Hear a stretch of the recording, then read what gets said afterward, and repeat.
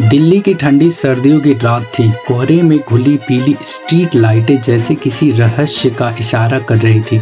Rajiv Chowk metro station लगभग पूरी तरह से खाली था। सिर्फ 4 लोग इंतजार कर रहे थे। शाहरुख खान, एक नामी फिल्म मेकर, अपने अगले हॉरर प्रोजेक्ट के लिए लोकेशन देखने आए थे। रश्मिका मंदाना उसकी असिस्टेंट कैमरा और नोटबुक संभाल रही थी।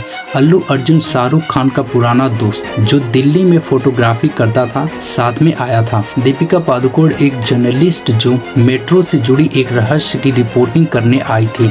स्टेशन पर हल्की हल्की गूंज थी, पर हवा में एक अजीब सी ठंडक थी जो सामान्य ठंड से अलग महसूस हो रही थी।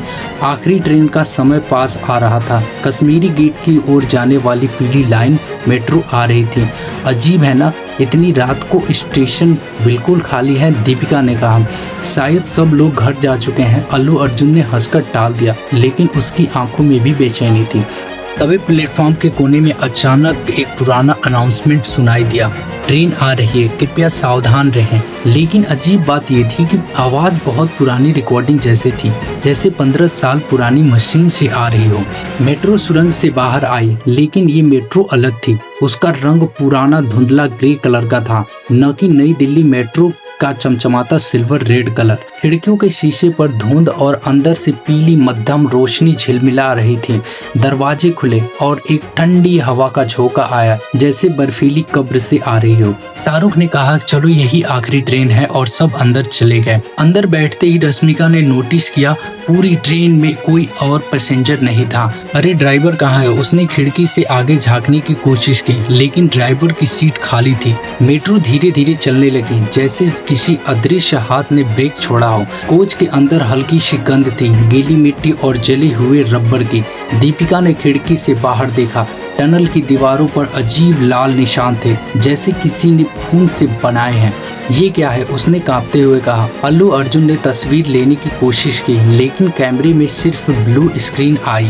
तभी कोच की लाइट झपकने लगी, और हर बार जब लाइट बंद होती, किसी की धीमी फुसफुसाहट सुनाई देती, बच के निकल जा, बच के निकल जा। रश्मिका ने डरकर शाहरुख का हाथ पकड़ लिया। शाहरुख ने हिम्मत दिखाने की कोशिश की, शायद कोई प्रैंक कर रहा है, लेकिन अगले ही पल पहली बोगी से एक काली साय ने झांका, लंबा बिना चेहरे का। सब एक साथ चिल्लाने लगे। वो साया धीरे धीरे करीब आ रहा था और उसके कदमों की आवाज मेट्रो में गूंज रही थी। दीपिका पीछे हटते हुए बोली, ये इंसान नहीं है। रश्मिका के कैमरे की रिकॉर्डिंग अपने आप चालू हो गया, लेकिन स्क्रीन पर सिर्फ लाल रंग दिखाई दे रहा था। अचानक मेट्रो तेज रफ्तार में दौड़ने लगी, इतनी तेज कि खिड़कियों से बाहर सिर्फ अंधेरा और धुंधली लाइटें दिख रही थी। अल्लू अर्जुन गिरते गिरते बचा, लेकिन उसकी जैकेट पर खून के छींटे पड़ गए बिना किसी के चोट के। हम कहाँ जा रहे हैं? शाहरुख खान ने चिल्लाकर कहा। तभी अनाउंसमेंट हुआ, अगला स्टेशन नरकलो। चारों ने एक दूसरे को देखा। ये स्टेशन तो दिल्ली मेट्रो में था ही नहीं। मेट्रो अचानक रुक गई, दरवाजे खुले और बाहर धुंध से ढका एक सुनसान प्लेटफॉर्म था। दीवार पर इंसानों के हाथ के निशान थे, जैसे मरने से पहले किसी ने बचने की कोशिश की थी। प्लेटफॉर्म पर कोई इंसान नहीं था, बस कुछ पुराने फटे हुए मेट्रो टिकट जमीन पर बिखरे थे। दीपिका ने झुककर एक टिकट उठाया, उस पर तारीख लिखी थी 12 जून 2009।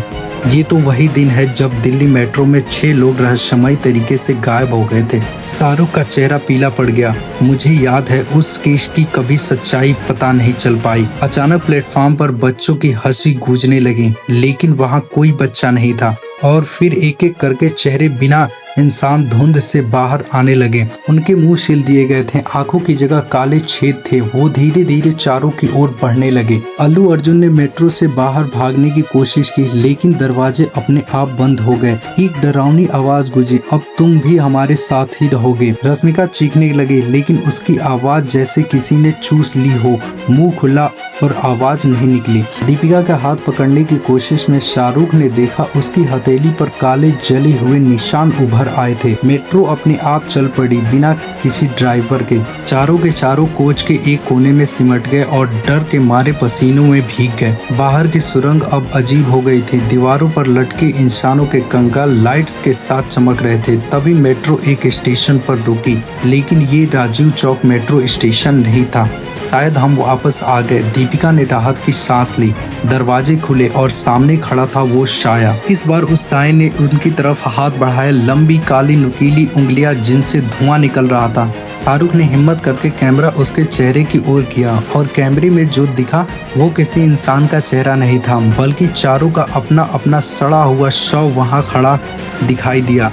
सब एक साथ चीखने लगे, नहीं। मेट्रो की लाइट बंद हो गई और अंधेरे में बस चीखें गूंजने लगी। जब लाइट वापस आई तो चारों अपनी सीट पर बैठे थे। उनकी आंखें पूरी तरह से सफेद थी और उनके होठ पर वही पुरानी डरावनी मुस्कान थी। मेट्रो का अनाउंसमेंट फिर आया, अगला स्टेशन नरकलोक। बाहर से मेट्रो फिर उसी धुंध में गायब हो गई और स्टेशन पर बस एक पुराना टिकट जमीन पर गिरा रहा। तारीख 12 अगस्त 2025। दोस्तों, अगर आपको ये कहानी अच्छी लगी तो कृपया सब्सक्राइब कर देना और कमेंट करना ताकि हम फिर से ऐसी वीडियो आपके लिए बनाते रहें।